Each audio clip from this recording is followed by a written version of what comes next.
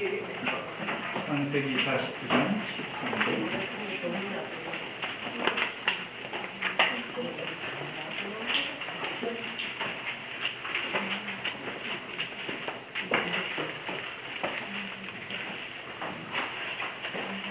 부터 15절까지 먼저 같이 읽겠습니다.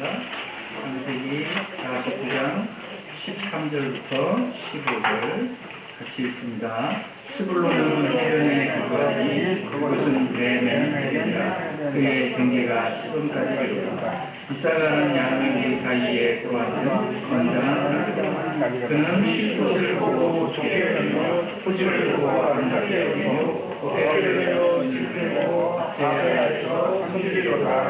아멘. 여기 이렇게 책까지 꽂아놓으시고 신명기 33장 18절 33장 18절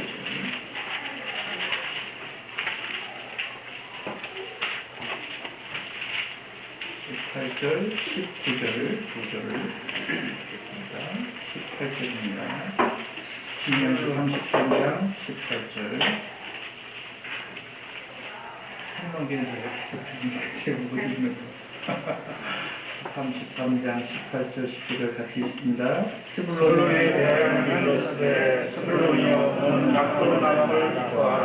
이사가여 너는 장막의 뜸을 즐거워하라. 그들이 백성을 불러 산에 이르하고 거기에서 어려운 지식을 들으시며 바다의 풍부한 것과 모래에 감춰진 모래를 흡수하리로다. 아멘. 오늘은 스불론과 이사갈에 관한 축복입니다. 스불론은 야곱의 첫째 부인인 레아의 6번째 아들입니다. 6번째. 그리고 이사갈은 그 형입니다. 그래서 5번째 아들입니다. 성경에 보면 이 스불론과 이사갈은 항상 같이 이렇게 붙어 다닙니다. 스불론과 이사갈은 꼭 이렇게 붙어 다닙니다. 그리고 여기 오늘 제가 이렇게 지도를 이렇게 해드렸는데 이게 글이 너무 작아가지고 잘 보이지는 않지만 여러분들 지도에 상단, 중간에서 약간 위쪽으로 보면 아셀, 납달리가 있죠? 그 사이에 스불론이라고 나와있어요. 거기에 스불론이고 그 바로 밑에 이사갈이라고 나와있습니다. 조그맣게 작아서 보이지 않는데 거기에 그렇게 있어서 그 지형적으로도 이렇게 인접해서 붙어있는 그런 두 지파입니다. 야곱의 축복에서 창세기에 보면 스불론은 해변에 거주한다. 그것은 뱀에는 해변이라 그의 경계가 시돈까지라 그렇게 얘기를 했는데 사실 이 지도에서도 보듯이 스불론은 실제로 가나안에서 허락받은 땅이 해변과 전혀 상관없는 내륙 땅입니다. 그 중간에 한복판이 있어요. 그러니까 우리나라로 지금 충청남도가 그렇게 돼 있나요? 바다와 전혀 인접하지 않는 그런 땅이에요. 그래서 해안에 있는 땅은 허락받지 않았습니다. 그런데도 불구하고 야곱은 왜 스불론에게 이런 축복을 했을까? 신명기 본문에 그 답이 있죠. 19절 하반절에 스불론은 바다의 풍부한 것과 모래에 감추어진 보배를 흡수할 것이라 그렇게 이야기를 했습니다. 배라고 하는 것은 무역수단을 말하는 거예요. 그래서 창세기에서 스불론을 이야기하면서 뱀에는 해변이라 그렇게 얘기한 것은 무역을 주로 하는 항구를 말하는 것이고 거기에 언급되어진 그의 경계가 시돈까지라고 할 때 그 시돈은 두로와 함께 이 지중해에서 성경에 가장 많이 그리고 자주 언급되어지고 있는 중요한 항구 도시 중에 하나입니다. 그래서 후대의 역사 기록을 보면 이 스불론은 위치적으로는 바다가 전혀 상관이 없는 내륙 지역이에요. 그런데도 불구하고 이들이 무역에 굉장히 탁월해서 바다로부터 나오는 풍부한 자원들과 그리고 그 바다의 조개로부터 나오는 값비싼 염료 그리고 바다 모래에서 유리의 원료인 규사를 얻어내서 무역하는 일로 인해서 상당한 부를 얻었다는 역사 기록이 있습니다. 그래서 이 신명기 33장 19절을 새번역 성경은 이렇게 번역을 해놨습니다. 33장 19절 뒷부분을 그들은 바다 속에서 얻는 것으로 부자가 되고 바닷가 모래 속에서도 감추어져 있는 보물을 취했다 이렇게 되어 있어요. 그래서 위치적으로는 내륙 지역인데 무역업을 해서 이들이 바다로부터 굉장한 부를 얻었다 그렇게 말하는 것이죠. 또 이사갈에 대해서는 양의 우리 사이에 꿇어앉은 건장한 낙이라 그렇게 얘기를 했죠. 건장한 낙이라는 말은 직역을 하면 뼈가 강한 낙이라 이렇게 되어 있습니다. 뼈가 강해, 튼튼하다는 얘기죠. 그런데 그 뼈가 강한 건장한 나귀가 양의 우리 사이에 꿇어앉아 있어요. 그러니까 이 이사갈에게 주어진 축복은 양으로, 그 당시에 양으로 상징되어지는 부와 재산을 취하기 위해서 멀리 딴 데로 갈 것이 필요 없이 부와 재산 자체에 둘러싸여 앉아 있는 그런 복을 누리게 된다. 그런 이야기를 하고 있는 것입니다. 이런 그 스불론과 이사갈에 대해서 한 축복의 내용을 모세는 신명기 33장 18절에서 이렇게 표현하고 있어요. 스불론은 밖으로 나감을 기뻐하고 이사갈은 장막에 있음을 즐거워하라. 이렇게 축복을 하고 있습니다. 이 지금 창세기의 그림과 신명기의 그림을 이렇게 같이 좀 대조를 해서 생각을 해보세요. 이런 표현은 히브리 문학에서 제가 몇 번 얘기했지만 대꾸법이에요. 근데 여기는 동의 대꾸가 아니라 반의 대꾸예요. 정반대의 표현을 통해서 그 의미를 강조하는 히브리의 문학 형식이에요. 그래서 지금 나가는 것과 안에 들어와 있는 것을 서로 대조하면서 지금 축복을 하고 있는데 우리가 신명기 그러면 제일 많이 생각나는 게 뭐죠? 신명기 28장에 나가도 복을 받고 들어가도 복을 받고 지금 이 표현을 여기에서 지금 이 모세가 하고 있는 것이죠. 신명기 28장에 보면 내가 성읍에서도 복을 받고 들에서도 복을 받고 성읍은 어디요? 들어 앉아있는 자리 들은 밖으로 나가는 거죠.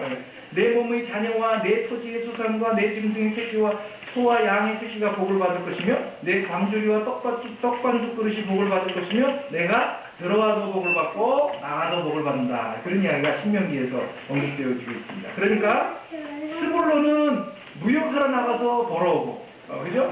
그리고 이사갈은 들어앉아서 양을 치면서 복을 받고 그런 표현이잖아요. 그런 표현이에요. 그러면 스불론은 밖에 나가서 돈 벌고 이사갈은 안에서 돈 번다는 얘기가 그런 뜻이 아니고 아까 얘기한 반의 대꾸라 그랬잖아요. 서로 다른 두 개의 단어를 통해서 그 의미를 강조하는 표현 양식이라고 그랬으니까 이건 무슨 얘기냐 하면 스불론이나 이사갈이나 둘 다 어떻게 나가든지 들어가든지 복을 받는 그런 축복을 지금 하고 있는 거예요. 그러니까 그들이 들이나 바다로 나가든지 성읍에 머물러 있든지 복을 받는다라고 하는 그런 축복을 시적으로 히브리 문학 양식을 빌어서 지금 표현하고 있는 것이라 이거예요. 그런데 앞서서 이야기한 것처럼 스불론에게 주어진 땅은 바다가 허락되지 않은 땅이에요. 땅을 이렇게 분할을 할 때 우리가 민수기에서 북단을 하고 배웠지만 어떻게 했죠? 제비를 뽑아서 줬잖아요. 그죠? 공정하게, 공평하게 나누기 위해서 제비를 뽑아줬기 때문에 제비는 하나님의 뜻에 의해서 주는 것인데 스불론은 뽑을 때 아예 바다와 전혀 상관없는 땅을 뽑아서 하나님께로부터 그것을 받았어요. 그러니까 바다가 허락되지 않은 땅이 스불론에게 주어졌어요. 또 이사갈에게 주어진 땅도 보면 무슨 양의 틈 속에서 들어앉아서 불을 축적할 만큼 뭐 그렇게 대단해 보이지를 않아요. 다른 지파에게 주어진 땅들에 비하면 아주 보잘것없어 보이는 그런 정도의 땅. 그 가운데 콕 박혀가지고 별로 중요해 보이지 않는 그런 땅을 그들이 물려받았다 이거예요. 그럼에도 불구하고 이 둘에게 지금 주어지는 축복은 뭐냐? 나가도 복을 받고 들어와도 복을 받는 축복을 지금 받고 있다는 것이죠. 그래서 이 문제를 이 신약적으로 넘어와서 해석을 하자고 그러면 결국 이게 무슨 얘기가 되느냐 하면 이 두 지파는 전혀 복받지 못할 만한 곳, 또 혹은 복이 약속되지 않은 곳에서조차 복을 받는. 이걸 또 좀 더 확대 해석하면 전혀 복을 받을 만한 환경이 있지도 않고 복을 받을 만한 조건이 아님에도 불구하고 그들은 복을 받는 그런 자들이 되는 것입니다. 그런 축복을 지금 받고 있는 것이라 이거죠. 그런 내용을 담고 있는 신약의 성경 구절이 우리가 잘 아는 로마서 8장 28절이에요. 그리고 뭐라 그랬어요? 우리가 알거니와 빨리 얘기하세요. 참 무식이 들통이 나서 우리가 알거니와 하나님을 사랑하는 자, 그 뜻대로 부르심을 입은 자들에게는 어떻게 해요? 모든 것이 합력하여 복이 되더라, 복이 되더라, 선을 이루더라. 우리들이 흔히 복 그러면 무슨 생각을 해요? 우리들이 일반적으로 생각하는 복은 다 뭐예요? 다 물질적인 거예요. 물질적인 거예요.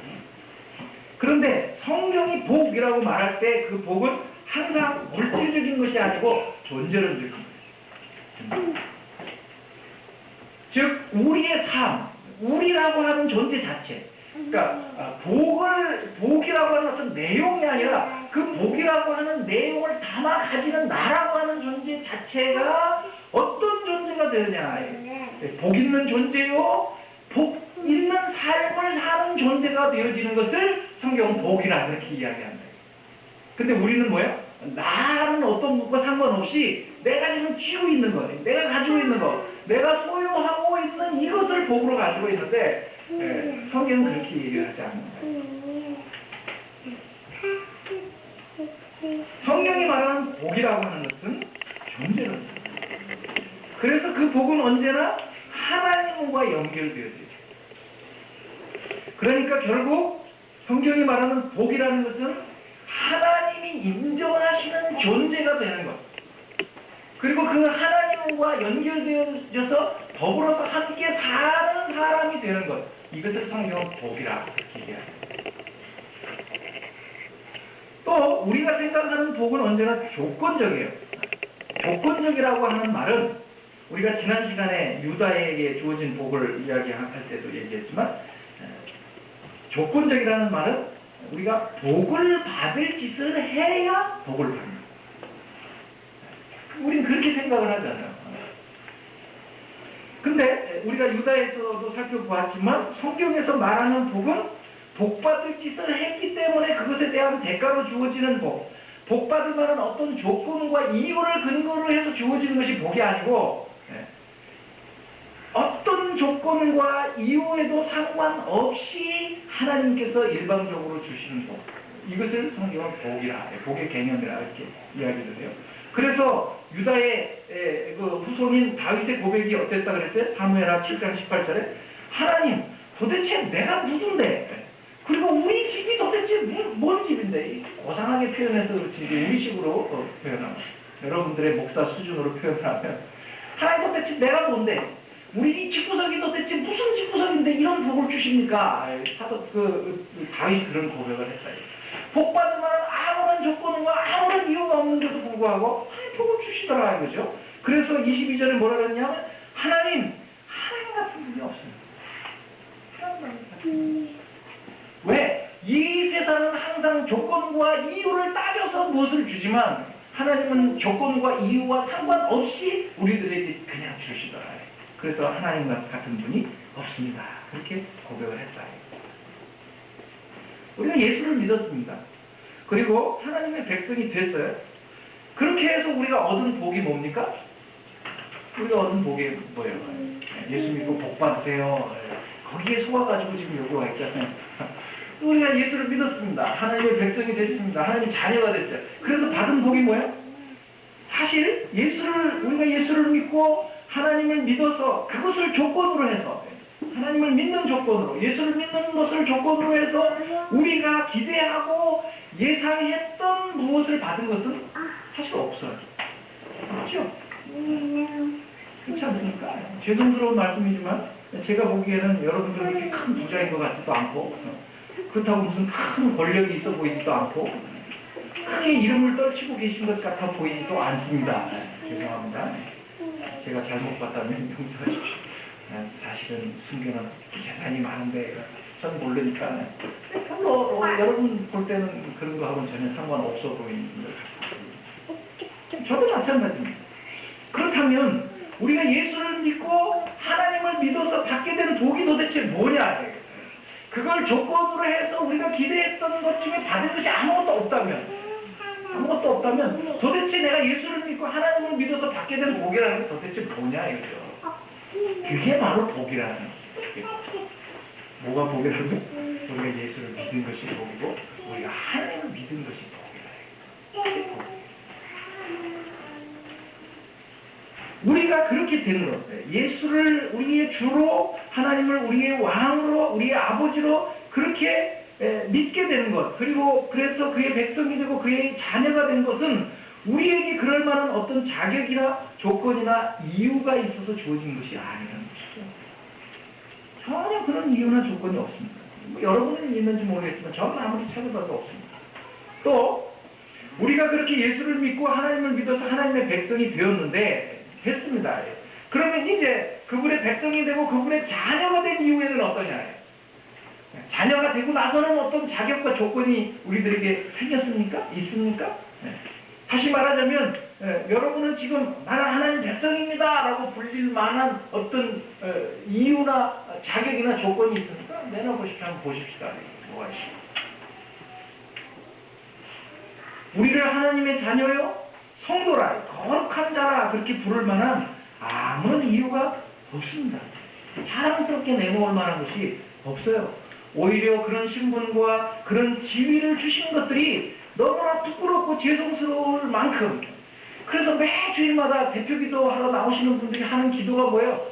동일하게 하는 기도가, 하나님 아버지 일주일 동안 뭔 죄를 그렇게 많이 졌길래 또 부끄럽고 또 죄송하고, 우리가 그렇잖아요. 보잘것 없고 때로는 우리가 우리 자신을 보아도 형편없는 자처럼 보일 만큼 우리는 대체로 조건이나 자격이 아무것도 없습니다. 그런데도 어떻습니까? 그럼에도 불구하고 예수를 주로 고백하고 하나님을 아버지라고 부르는 자리로 하나님이 우리를 부르셨습니다. 그래서 우리가 이제는 하나님의 백성이요 하나님의 자녀라고 하는 자리에 와 있습니다. 그런데 문제는 그런 자리에 와 있음에도 불구하고 여전히 우리는 허물이 많고 실수하고 때로는 실패하고 또 때로는 심지어 고의적으로 불순종하고 그래 하잖아요. 몰라서 못하나요? 오늘 사모가 기도한 것처럼 몰라서 못하는 게 아니라 때로는 눈 감아버리고 얼굴을 돌리면서 하나님의 뜻에 불순종할 때도 있잖아요. 그런데도 불구하고 하나님은 여전히 누구의 하나님이요? 나의 하나님. 그럼에도 불구하고 하나님은 여전히 나를 사랑하시는 그렇게 하시면서 하나님은 여전히 나를 설득하고 계시고 나를 향한 열심을 가지시고 당신이 어떤 하나님이신가를 꾸준히 끊임없이 우리들에게 설득하시면서 가르치시고 또 우리를 향한 당신의 사랑으로 우리를 향해서 가지고 계시는 당신의 뜻과 계획을 이루어 가시더라 이거예요. 이게 뭐라고요? 이게 오늘 본문식으로 말하면 나도 복을 받고 들어와도 복을 받는 것이에요. 잘 되는 놈은 어떻게도 잘 돼요? 뭐라 그러죠? 잘 되는 놈은 못 되는 놈은 뒤로 자빠져도 코가 깨지고 잘 되는 놈은 어떻게 된다면 어떤 환경과 어떤 조건과 어떤 이유에도 상관없이 우리는 이미 복받는 자로 하나님이 지정하여 부르시고 세우셨다는 것이죠. 다만 문제는 우리들이 기대하고 우리들이 생각하는 복과 하나님이 우리들에게 주시려고 하는 복이 서로 다르기 때문에 그것 때문에 우리들이 힘든 것이지 사실은 이미 우리는 나가도 복을 받고 들어와도 복을 받는 자로 부르셨다. 그래서 하나님은 우리에게 복 주시기를 기뻐하시고 우리를 그 복된 자리로 우리를 부르셨어요. 부르셨는데 우리가 복 받을 만한 자리가 아닌 불순종하고 엉뚱하고 실수하는 그런 자리에 나가 있을 때라도 그것을 또 역시 어떤 조건이나 이유로 삼아서 넌 안 되겠다 하고 잘라버리시지 않더라는 것이죠. 만약에 그랬더라면 늘 말씀드리지만 여기 나와 앉아있을 사람이 누가 있겠습니까? 이미 다 탈락이지. 아무리 팬이 많은 그런 가수라 할지라도 떨어져야 되잖아요. 요즘 그 나가수 탈락이 탈락. 그러나 하나님은 그럼에도 불구하고 우리들을 여전히 붙들고 계시고 나가 있어도 들어와 있어도 당신의 장중에 우리를 붙들고 계시다라고 하는 것이 바로 오늘 우리들에게 주어진 복이라. 근데 또 하나 문제는 거기서 끝이 아니에요. 신명기 본문 33장 19절을 보세요. 19절에 보면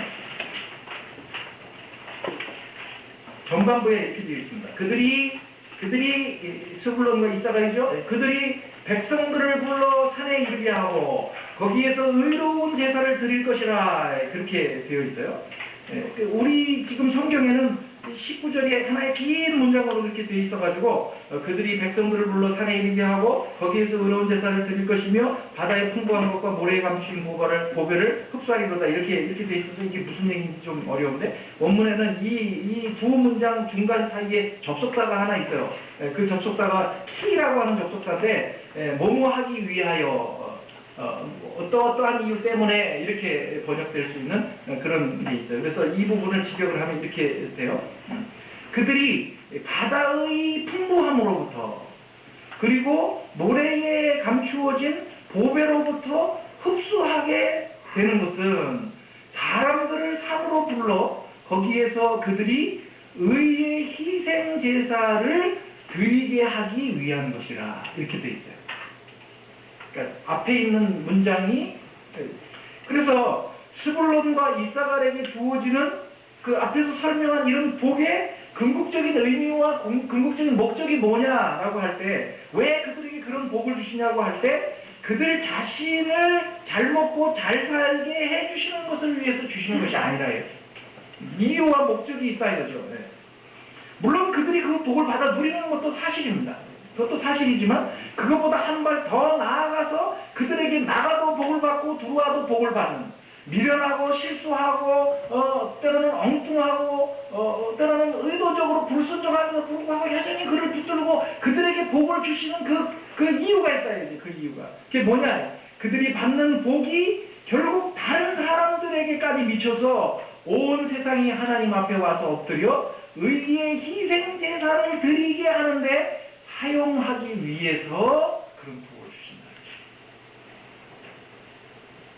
그들이 해상무역을 해서 뭘 얻고 양들 사이에 꿇어앉아서 누리는 모든 복들이, 그러니까 나가도 복을 받고 들어와도 복을 받는 이 모든 복들이 결국은 다 그들 개인의 욕심이나 그들의 자존심을 채우고 그들의 인생을 형성하게 하는 것만을 위해서 주어지는 것이 아니라 그런 복을 주시는 하나님이 도대체 어떤 분인가를 증거하고 드러냄으로써 결국 곧 세상 사람들로 하여금 모두가 다 그 하나님 앞으로 나와서 그 하나님 앞에 무릎을 꿇고 의의 제사를 드리는 그런 복된 자리로 이 영국을 부르시기 위해서 그들에게 그런 복을 주시는 것이라 성경이 그렇게 표현하고 있는 것이죠. 이것은 처음에 하나님께서 그 한 마음과 한 뜻으로 하나님을 거역하던 온 인류에 대해서 하나님이 심판하시는 바벨 사건입니다.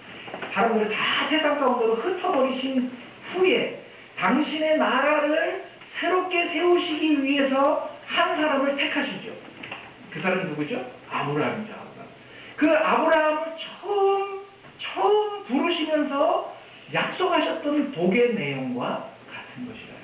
창세기 12장 1절에 하나님께서 아브라함을 부르시고 뭐라고 그러셨어요? 내가 너로 큰 민족을 이루고 내가 너에게 복을 주고 내 이름을 창대하게 해서 너를 복의 근원으로 삼겠다. 왜냐?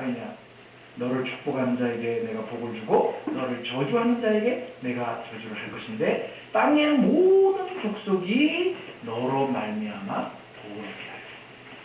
그러니까 아브라함 한 사람을 구원하고 아브라함 한 사람을 어떻게 하겠다는 것이 아니라 아브라함 한 사람을 부르실 때에 이미 그와 더불어 모든 사람들에게 복을 주시려고 하는 하나님의 의도가 그의 부르심 속에 담겨져 있는 것입니다. 그렇다고 한다면 우리는 의도가 마찬가지죠. 하나님께서 우리를 지명하여 택하여 부르시고 성도여 거룩한 자로 세우실 때에 이미 우리를 부르신 그 부르심 속에 이 세상 가운데 사는 우리의 인생 중에 우리와 만나고 우리와 부딪히는 모든 사람들을 복 주시려고 하는 하나님의 의도가 우리의 부르심에 함께 담겨져 있습니다. 요즘 우리가 묵상하고 있는 데살로니가 교회를 보십시오. 바울이 짧은 기간 동안에 머물러서 스쳐 지나가듯이 세운 교회입니다. 그래서 그들은 어린아이와 같은 신자들이었어요. 좀 더 깊이 있게 모든 것들을 배우고 성숙할 그럴 기회가 없이 말 그대로 담임 목사를 훌쩍 떠내보는 그런 어린아이와 같은 교회였습니다. 그럼에도 불구하고 우리들이 데살로니가서 1장 2장을 보면서 그들이 어떤 사람이었느냐, 하나님을 향한 믿음의 소문이 각처에 두고 퍼지는 그런 자들이 됐죠. 그렇게 해서 어떻게 되었다고 이야기를 하냐면 그들의 그 하나님을 향한 믿음이 마게도냐와 아가야에 있는 모든 믿는 자들에게 뭐가 됐다? 본이 됐다. 샘플이 되고 하나의 전심으로 됐다. 그렇게 이야기합니다. 그래서 마침내 어떻게 됩니까? 마게도냐와 아가야에 있는 성도들이 도리어 반대로 그들의 신앙에 대해서 야 그들이 이런 신앙인이더라 라고 그렇게 말하는 지경에 이르게 됐다. 그렇게 얘기합니다. 그러니까 사도 바울을 통해서 하나님이 데살로니가 교인들을 구원하시기 위한 구원의 계획이 있으셨지만 그들을 구원하여 부르시는 것 그것 자체만이 목적이 아니라 그들을 부르실 때 그들의 믿음의 어떠함을 통해서 그 마게도냐와 아가야 전 지역에 그들의 믿음의 소문을 통해 더 많은 사람들을 부르시려고 하는 하나님의 놀라운 구원의 계획이 그들의 부르심 속에 포함되어 있었다는 것입니다. 그래서 오늘 본문식으로 말하자면 스불론과 이사갈에게 복을 주시는 것은 그들 자신만을 복되게 하려는 것이 아니라 그들에게 복을 주심으로 말미암아 그들이 받은 복을 인해서 다른 이들을 또한 그 복된 자리로 부르시기 위한 하나님의 놀라운 일하십니다.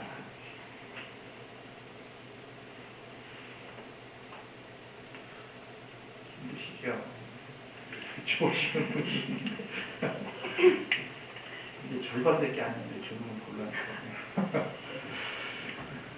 그래서 앞에서 성경이 이야기하는 복이 뭐라 그랬어요? 이게 선풍기 좀 키시죠.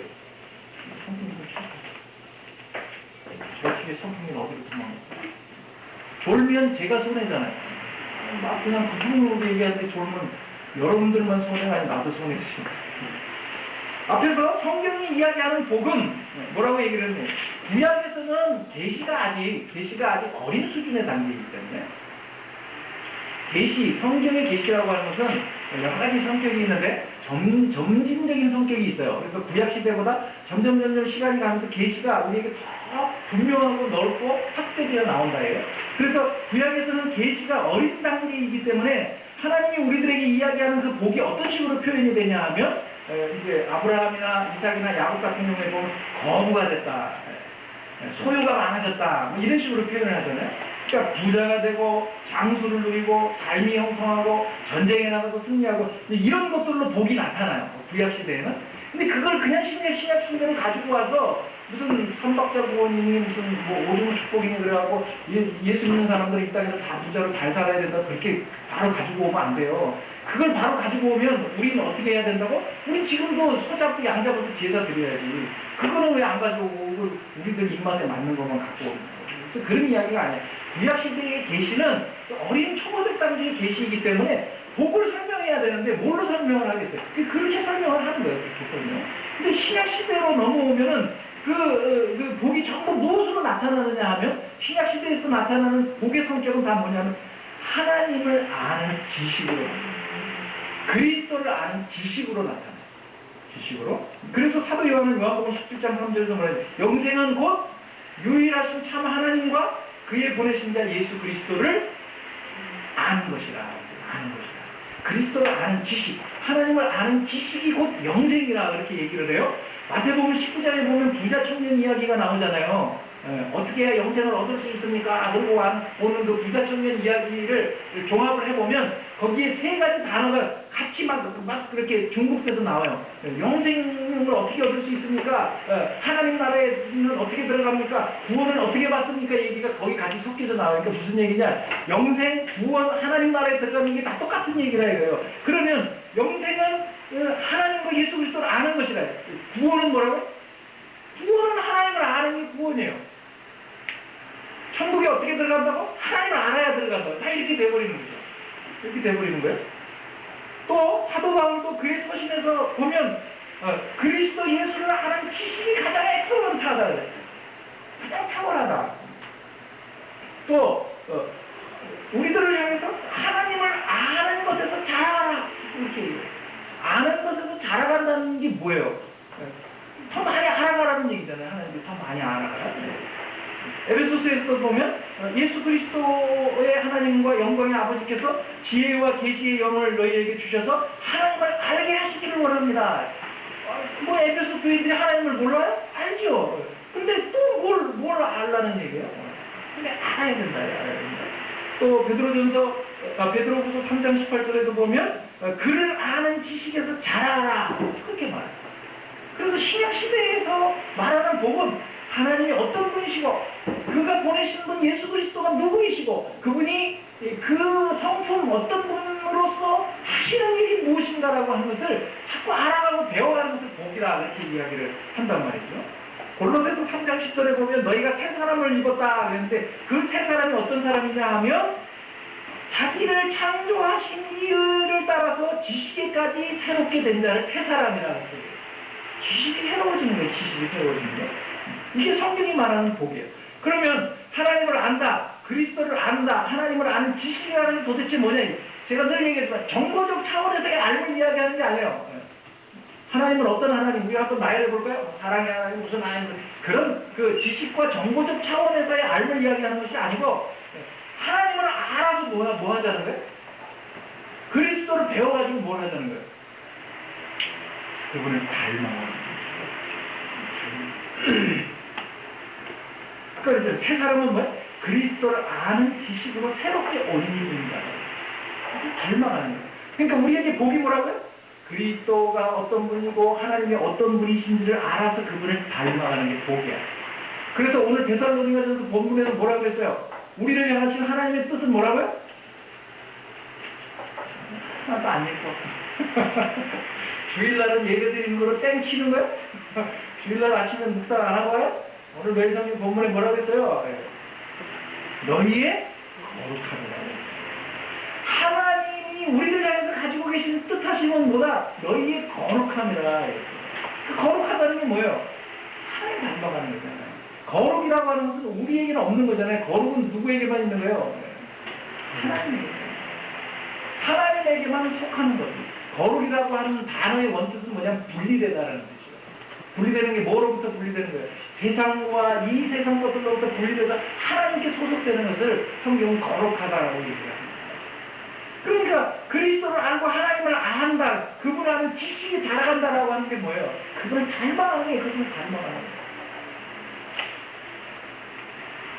복이라는 것이 물질적인 것이 아니고 존재론적이라는 것이라고 했죠. 우리의 삶, 우리의 존재가 복된 존재요, 복된 삶을 살아내는 자가 되는 것이 성경이 말하는 복의 개념이라고 말씀드렸잖아요. 그러니까 결국 성경이 우리에게 말씀하고 있는 복은 하나님을 닮고 그리스도를 닮아가는 자가 되는 거예요.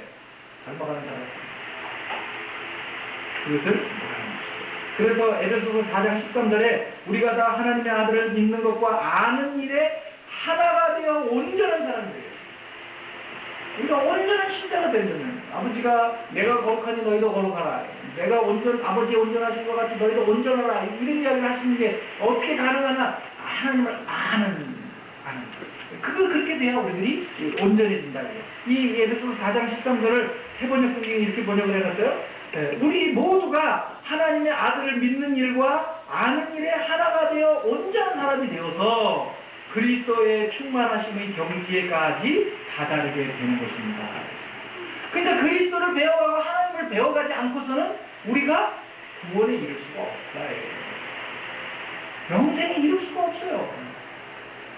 예수 믿고 아멘으로 우리의 구원이 끝나는 것이 아니에요. 그리스도를 아는 지식. 그래서 마태복음 5장에 가면 예수님이 이렇게 말씀하셨어요. 또 내 이웃을 사랑하고 내 원수를 미워하라 하였다는 것을 너희가 들었으나 나는 너희에게 이르노니 너희 원수를 사랑하며 너희를 박해하는 자를 위하여 기도하라. 이같이 한즉 하늘에 계신 너희 아버지의 아들이 되리니. 이같이 한즉. 아들은 누구 닮아요? 아버지 닮잖아요. 아버지 닮아요. 그러니까 하늘에 계신 너희 아버지는 누구예요? 하나님이잖아요. 그 하나님의 아들이 되려면 어떻게 하라고요? 이같이 한즉. 이렇게 하라. 이렇게 하라. 이거는 아버지의 아들이 되기 위해서는 이런 조건이 충족되어야 된다. 그런 이야기를 하는 게 아니에요. 이렇게 하면 너 아들 삼아줄게 하는 조건을 이야기하는 것이 아니고 아버지의 아들이라면 당연히 이래야 되지 않느냐, 그 얘기를 하는 거예요. 아버지 아니, 먹는 것까지 닮아, 그죠? 식성도 아버지를 닮더라고요. 또 좋은 건 잘 안다고 또 못되고 못나는 것도 잘 닮았죠. 왜? 아버지 아들이니까. 그런데 하나님이 아버지가 아닌 자들은 어떻게 한다고? 그들은 이웃은 사랑하고 원수는 미워해. 원수는 미워해. 자기네 사랑하는 자는 사랑하고 자기 형제에게는 몰아내. 그렇지만 그렇지 않은 자들이 안 해. 하나님 아버지가 아닌 자들은 그렇게 한다고 해요. 그러나 너희는 그렇지 아니하니. 왜? 내 아들이니까. 하나님 닮았으니까. 그래서 어떻게? 이웃만이 아니라 원수도 사랑하고 형제만이 아니라 박해하는 자를 위해서도 기도한다. 왜 그래요? 우리 아버지가 그렇게 하니까. 우리 아버지가 그렇게 하니까. 우리 아버지 닮으니까. 안 되는데 억지로 시키는 게 아니고 아버지의 성품을 닮은 자식이 되다 보니까 이게 자연스럽게 되는 거예요.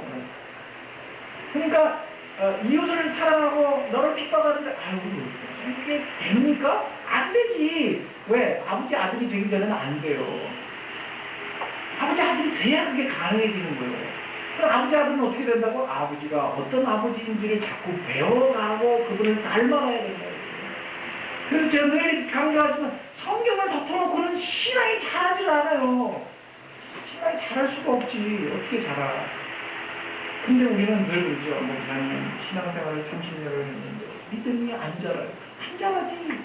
덮어놓으니 자라요? 까놔야 자라지. 까놔야지. 그런데 그 뒤에 보면 너희 아버지인 하나님은 그 해를 악인과 선인에게 구별 없이 그리고 그 비를 의로운 자와 불의한 자에게 구분 없이 내려주시는 분이라 그렇게 얘기를 했어요. 다시 읽어드릴게요. 마태복음 5장 45절. 이같이 한즉 하늘에 계신 너희 아버지의 아들이 되리니 이는 하나님이 그 해를 악인과 선인에게 비추시며 비를 의로운 자와 불의한 자에게 내려주심이라 했어요. 여기 이는이라는 말이 이유예요. 뭐 때문에? 아들이 되리니 왜냐하면 이렇게 왜냐하면 아버지는 어떤 아버지라? 아버지는 하나님은 해를 착한 사람들에게만 비치고 악한 놈들에게는 안 비춰주고 그런 하나님이 아니에요. 비를 내릴 때 의로운 자의 밭에는 비를 주고 못되는 먹은 놈들한테는 비를 안 주고 그런 하나님이 아니에요. 그런 하나님. 이게 남의 얘기가 아니에요. 아까 얘기한 대로 우리가 실패했다고 내쳐버리고 우리가 못났다고 해가지고 얼굴을 돌려버리신 그런 하나님이 아니라요.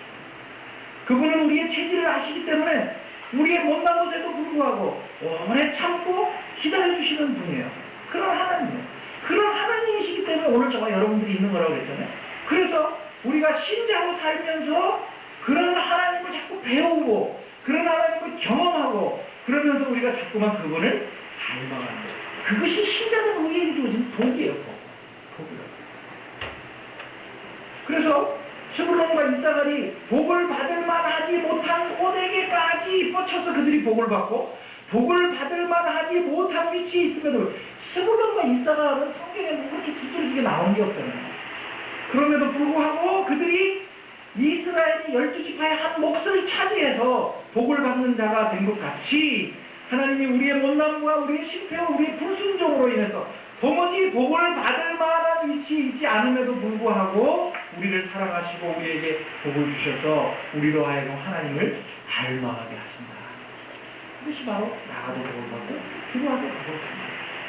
그런데 그렇게 하셔서 그래서 우리를 거룩한 자요 원수까지도 사랑하는 자요 핍박하는 자를 위하여 능히 기도하는 자요 오래 참고 불쌍히 여기고 용서할 줄 아는 자로 만들어 가시는 그런 진행형의 과정 중에 우리들이 있는 것 이것을 아는 것이 복이라 그렇게 얘기하는 거예요. 근데 거기서 끝나는 것이 아니고 그렇게 해서 그들이 또 열국 백성들 다른 사람들을 상으로 불러서 의의 제사를 드리게 하듯이 우리가 받은 이 복이 우리에게만 머물러서 끝나는 것이 아니고 아직도 하나님을 알지 못하는 다른 모든 사람들에게 찾아가서 본이 되어지고 가르침이 되어지고 모델이 되어지고 샘플이 되어져서 그들도 우리가 믿는 그 하나님 앞으로 나와서 우리가 받은 이 복을 함께 누리도록 해야 할 책임이 우리들에게 주어져 있다는 사실을 기억해야 합니다. 마태복음 5장 14절에 그랬죠. 너희는 세상의 빛이라. 빛이 되라가 아니라 빛이라. 너희들 정체가 빛이라. 빛이라. 예수 그리스도 안에 있는 이상 너희는 빛이라. 그런데 사람이 빛을 켜서 등불을 켜서 말 안에 두지 아니하고 등경 위에 둔다. 말이 뭔지 아시죠? 옛날에 뱃박 있잖아요. 뱃박인데 거기다가 이렇게 갖다가 불을 놓으면 깜깜하게 불 키나 마잖아요. 거기다 두지 않고 등경 위에 둔다 이거예요. 왜 등경 위에 둬요? 불의 본래적인 목적이 뭐예요? 밝히는 거지 숨기다는 것이 아니지 않느냐. 너희는 세상의 빛이라. 그 숨어 있으면 안 된다. 드러나야 된다. 드러나야. 자기를 자랑하고 자기를 뭐 이렇게 뽐내라는 이야기가 아니고 자연스럽게 너희들의 정체는 이 세상에 드러나야 된다는 것이죠. 뭘로 드러나는 거예요? 그 뒤에 뭐라 그랬냐면 너희의 빛이 사람 앞에 비치게 하는데 그들로 너희의 착한 행실을 보고.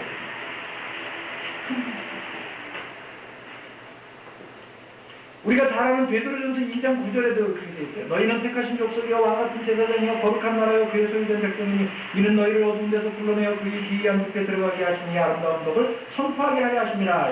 다 좋은 단어만 갖다 써붙여놨는데 이걸 다시 의역을 하면 이렇게 되어 있어요. 너희는 너희들을 어두운 데서 불러내요. 우리 어둠에 속했던 자들이잖아요. 근데 우리는 거기서부터 불러내서 그분의 기이한 빛에 들어가게 하신 이의 아름다운 덕. 그거 자체가 덕이죠. 그 아름다운 덕을 선전하기 위하여 이렇게 되어 있어요. 혹은 전시하기 위하여 이렇게 되어 있어요. 전시하기 위해서 택하신 족속이요 왕같은 제사장이 거룩한 나라에 소유됩니다. 그러니까 우리는 이것만 좋지. 거룩한 나라. 우리 거룩한 나라래. 우리는 그의 소유된 백성이래. 아멘 할렐루야. 이것만 좋은 게 아니고 왜 그런 존재로 부르셨는지 아느냐 이거죠. 왜? 우리를 전신으로 사용하시기 위해서 그런 존재로 부르셨다. 근데 그 목적을 다 하고 있지 않으면 그러면 아무 짝에도 쓸모가 없는 거지. 빛을 밝혀서 말 안에 두는 것과 똑같은 거지. 그렇다 이거죠. 그래서 스불론과 이사갈에 주어진 복이 그들 자체에게 머무르지 않고 그들로 인해서 다른 사람들에게 전해져야 되는 것처럼 오늘 우리가 받은 복 뭐예요? 무슨 복이에요? 저는 별로 복 받은 거 없는데요? 아니요. 물리적으로 물질적으로 받은 복은 없지만 하나님을 아는 복, 그분을 아버지라고 부를 수 있는 복. 마태복음 16장에 베드로에게 주신 그 교회의 이야기에 의하면 천국의 열쇠를 쥐고 앉아가지고 나한테 빗보이면 문 안 열어준다? 그 얘기가 아니고 천국으로 가는 길을 유일하게 아는 자로서의 우리. 그게 교회라는 게 그게 교회라. 예수님이 뭐라 했죠? 나로 말미암지 않고는 아버지에게로 올 자가 없다 그랬잖아요. 유일한 아버지에게로 가는 그 통로요. 그 통로됨을 유일하게 알고 있는 존재가 누구냐? 교회는 그 열쇠를 우리는 쥐고 있어요. 그 복을 우리만 가지고 있는 것이 아니고 우리들에게 맡겨진 다른 영혼들에게 그것이 노출되어져서 우리를 부르신 그 자리에 그들이 함께 동참하도록 그들을 불러내야 할 책임이 복과 동시에 주어져 있다는 것을 오늘 스불론과 이사갈을 통해서 우리들에게 가르쳐 주시는 것이다. 그렇기 때문에 우리가 하나님 앞에서 복을 빌잖아요. 이것도 주시고 저것도 주시고 하나님 이 문제도 해결해 주시고 저 문제도 이렇게 기도하잖아요. 하나님 앞에서 우리들이 복을 빌 때에 항상 우리들이 오늘 내가 소원하는 이 복이 과연 무엇을 위해서 필요한 것인가 라고 하는 것을 늘 물어야 됩니다. 그래서 제가 새벽기도 때마다 늘 기도하기 전에 강조하는 게 뭐냐. 우리가 기도하기 전에 앞서 무엇을 위해서 기도하는가? 왜 기도하는가? 라고 하는 것을 알아요. 왜냐하면 우리가 우리 자신을 위해서 필요로 하는 복으로서 가지는 소원은 하나님 우리들에게 주시지 않기 때문입니다. 안 줘요. 그러면 안 준다고. 혹시 만약에 받아 가졌다면 그건 복이 아니라 버릴 가능성이 많아요. 우리 자신의 욕심과 우리 자신의 가치를 높이는 일과 우리의 자존심을 세우기 위해 필요한 소원으로서 구하는 복을 하나님이 만약에 주셨다면 그건 복이 아니라 버릴 가능성이 많다. 그런 건 안 주신다고. 근데 우리가 항상 기도의 소원을 뭘로 가지고 있어요? 그런 것으로 가지고 있다 이거예요. 그래 놓고 뭐라 그래요? 예수 믿어봐야 아무 소용없더라 이렇게 나온 거예요. 헛다리를 짚고 있으면서 아니라는 거죠. 그러나 하나님은 다른 사람과 나누기 위해서 소원하는 복에 대해서는 아끼지 않는 분이에요. 왜냐하면 하나님이 바로 그런 분이십니다. 그리고 하나님의 나라는 바로 그런 나라이기 때문에 마태복음 20장에 보면 예수님이 예루살렘으로 드디어 올라가셔요. 예루살렘으로 왜 올라가시죠? 십자가를 지기 위해서 올라가시죠. 십자가를 지기 위해서 올라가시는데 예수님의 제자들 가운데 두 사람이 예수님께 청탁을 넣죠. 하나님 당신이 보좌에 앉으시면 우리 형제들 중에 하나는 주의 보좌의 우편에 하나는 주의 보좌의 좌편에 앉게 해주십시오. 그런 청탁을 합니다. 그때 예수님의 대답이 뭐예요? 마태복음 20장 26절에 그랬어요. 너희는 그렇지 않아야 된다. 너희는 섬기는 자가 되고 너희는 종이 되어야지. 그렇게 하면 안 된다. 왜? 하나님 나라가 그런 나라예요. 그리고 그 나라의 왕으로 온 내 자신이 바로 섬기러 왔고 종이 되기 위해서 왔다 해요. 심지어 내 목숨을 많은 사람의 대속물로 주기 위해서 왔고 지금 그 일을 위해서 예루살렘으로 올라가고 있는데 너희는 그러면 안 된다. 너희는 그러면 안 된다. 그러면 듣기 싫다. 그리고 이제 딴 교회로 가죠. 복 주시고 주의 좌편에 주의 우편에 앉게 해주시는 교회에 가고 싶지. 그죠? 그런 교회에 가고 싶지. 안 된다. 그런 교회는 인기가 없잖아요. 그러나 예수님 그러셨잖아요. 안 된다. 그렇게 하면 안 된다. 지금 내가 하는 일, 지금 내가 가고 있는 이 길, 예루살렘으로 올라가는 이 길, 그리고 거기에서 내가 이루려고 하는 하나님 나라의 그 일은 나 자신의 행복을 보상으로 목적하고 가는 일이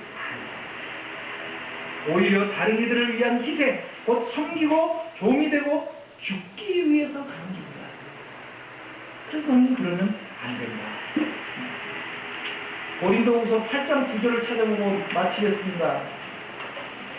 그전 시간에 비하면 아주 한참 남았는데 오늘은 많이 헤매시네요. 이제 12시밖에 안 넘었는데 고린도후서 8장 9절입니다. 시작하면요. 고린도후서 8장 9절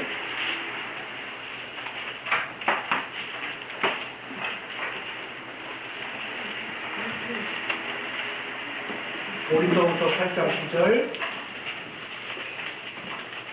같이 읽을까요? 우리 주 예수 그리스도의 은혜를 너희가 알거니와 우리와 신실로 너희를 위하여 가난하게 되심은 그의 가난함으로 말하여 너희를 부유하게 하려 하시라. 아멘. 주 예수 그리스도의 은혜가 뭐냐?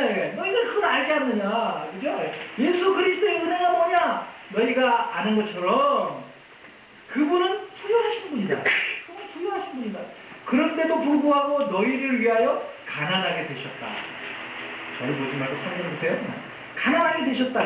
그렇게 해서 어떻게? 그가 가난하게 되신 것을 인해서 결국 어떻게? 너희를 부유하게 하는 거예요. 예수님께서 왜 이 땅에 오셨다고요? 예수님은 왜 말구 위에서 태어나셨어요? 왜 33년 동안이나 인간의 몸을 입으시고 고단한 인생을 사셨을까요? 사실 우리의 구원에 있어서 필요한 것은 어떻게 보면 예수님의 3년의 공생애잖아요. 그죠? 30년 동안의 생애라고 하는 것은 뭐 성경의 기록도 거의 없고 우리에게 필요한 것은 우리의 구원에 필요한 것은 3년이라는 공생애예요. 그러면 예수님은 뭐 때문에 이 세상에 깐다나요? 그것도 말구 위에 태어나셔갖고 30년 동안을 사셨을까? 왜 그랬을까? 바로 우리를 부유하게.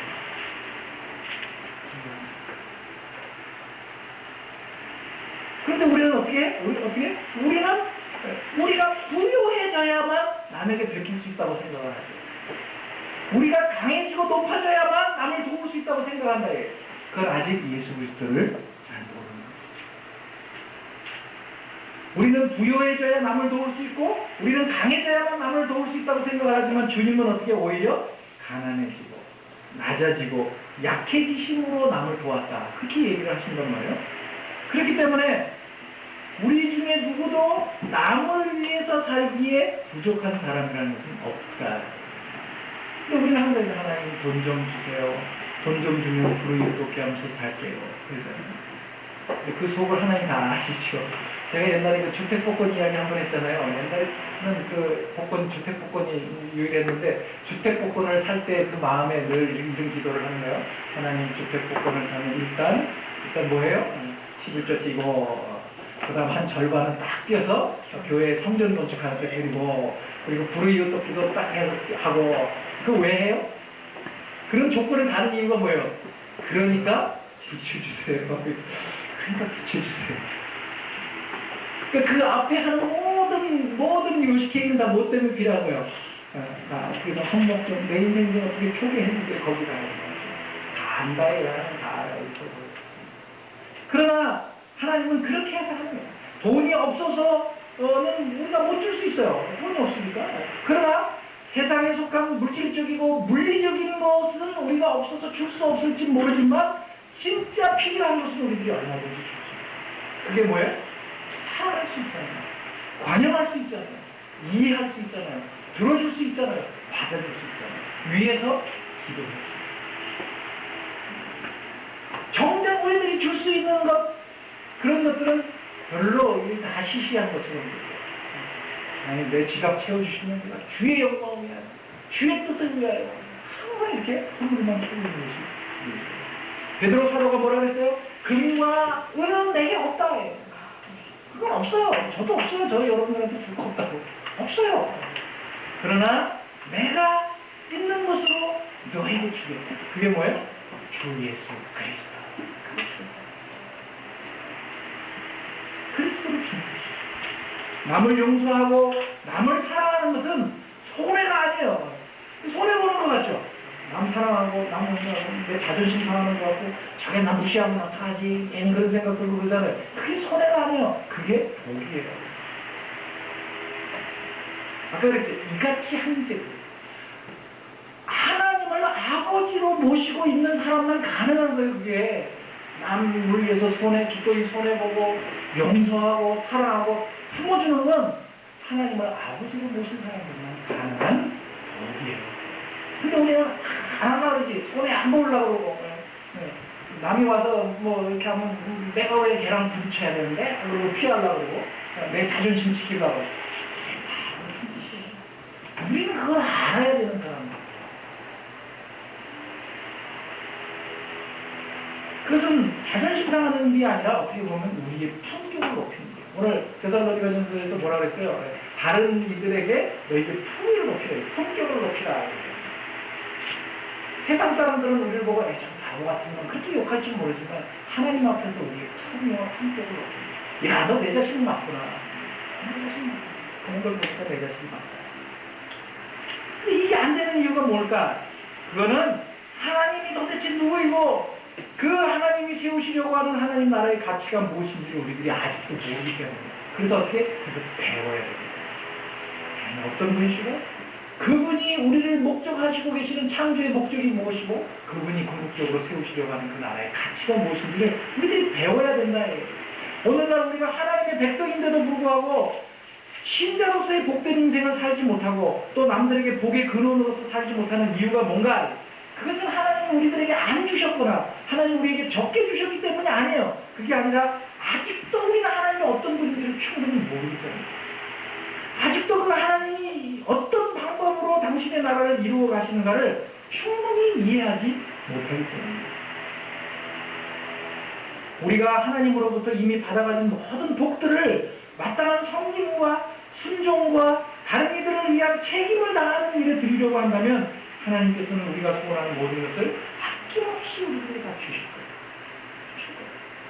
스불론과 이사갈에게 주신 복이 열국을 위한 것으로 주어진 것처럼 오늘 우리에게 주신 복이 우리 자신만을 위한 것이 아니라 물론 그것은 우리들이 받아 누리지만 우리 자신만을 위해서 주는 것이 아니라 다른 이들을 위한 섬김과 이 우리가 누리고 있는 복된 자리로 그들을 초청하고 불러서 이 복을 같이 누리게 하시기 위한 것인 줄 알아서 그 복을 제대로 누려야 된다. 아주 전도합시다. 이런 얘기 할 필요 없어요. 그죠? 여러분들이 복된 자로서의 위치를 지키고 있고, 복된 자로서의 그 넉넉한 여유를 가지고, 복된 자로서의 삶을 살아내기만 하면, 사람들이 그걸 보고, 오는 거예요. 근데 예수를 믿는데도 세상 사람들이나 똑같이 욕심에, 지지군상에, 시기와 다툼과 화해할 줄 모르고 용서하고 용납할 줄 모르고 있으면 니나 내나 다른 게 뭐가 있나. 그래서 그 유명한 말이 나오는 거예요. 너나 잘하세요. 오늘날 이 사회가 한국교회를 보면서 하는 얘기가 뭐예요? 너나 잘하세요. 제 선배 목사님의 교회 표라고 너나 그 이듬해 표가 뭐라 그랬죠? 너나 잘하세요. 근데 하도 안 했는데 그 다음에 그 목사님이 내년 표는 너 죽을래입니다. 이 복을 받아가신 자로서의 책임을 다해서 마지막 날 주님 앞에 설 때 내가 정말 복이네. 그렇게 칭찬을 받는 그런 믿음의 인생을 사시는 저와 여러분들이 되시기를 주님의 이름으로 부탁드립니다. 기도하겠습니다. 하나님 아버지, 복을 받을 만한 위치에 있지도 않고 복을 받을 만한 아무런 조건도 없는 저희들이지만 하나님께서 우리들에게 복을 주셨습니다. 그 복을 주셨는데도 그 복을 제대로 관리하고 유지할 능력도 없는데도 불구하고 빼앗아가지 아니하시고 오래 참고 인내하시면서 그 복에 복을 또 더해 주셔서 우리를 복된 신자로 당신의 거룩한 자녀로 이끄시고 인도해 주신 것을 감사합니다. 이것을 받아 누릴 줄 알게 하시고 나만 또 받아 누리지 말고 내 주변에 있는 다른 모든 사람들을 이 복된 자리로 초청하기 위해 우리의 빛을 바라는 그런 믿음의 사람들이 될 수 있도록 도와주시기를 바랍니다. 원난 저희들을 용서하시고 아버지를 더 많이 닮아가는 당신의 거룩한 자녀들이 되기를 바랍니다. 우리들의 힘과 우리들의 결심과 우리들의 결단과 우리들의 노력으로 안 된다는 사실을 지난 수십 년 동안 우리들이 경험했습니다. 하나님 우리를 불쌍히 여겨주시고 당신의 영이신 성령 하나님께서 우리 가운데서 강권적으로 역사하셔서 우리의 성품을 다듬어 주시고 우리의 인격을 다듬어 주셔서 하나님을 더 많이 배워가게 하시고 하나님이 우리들에게 말씀으로 주시는 성경을 통해서 하나님이 어떤 분이시고 하나님이 이 당신이 세우시려는 나라를 어떤 나라로 세워가시려고 하는가 하나님 나라의 가치를 잘 배워갈 수 있도록 그래서 하나님 더 많이 닮아가는 자식들이 될 수 있도록 하나님 우리의 인생을 복되게 하여 주시옵소서. 주 예수 그리스도의 은혜와 하나님의 사랑과 성령의 교통하심이 마지막 날 주님 앞에서 우리를 향해 너는 복입니다. 그런 놀라운 하나님의 칭찬을 듣게 될 날을 기대하고 소망하는 우리 주님 당신의 귀한 자녀들 지금으로부터 영원토록 함께 있어지기를 축원하옵나이다.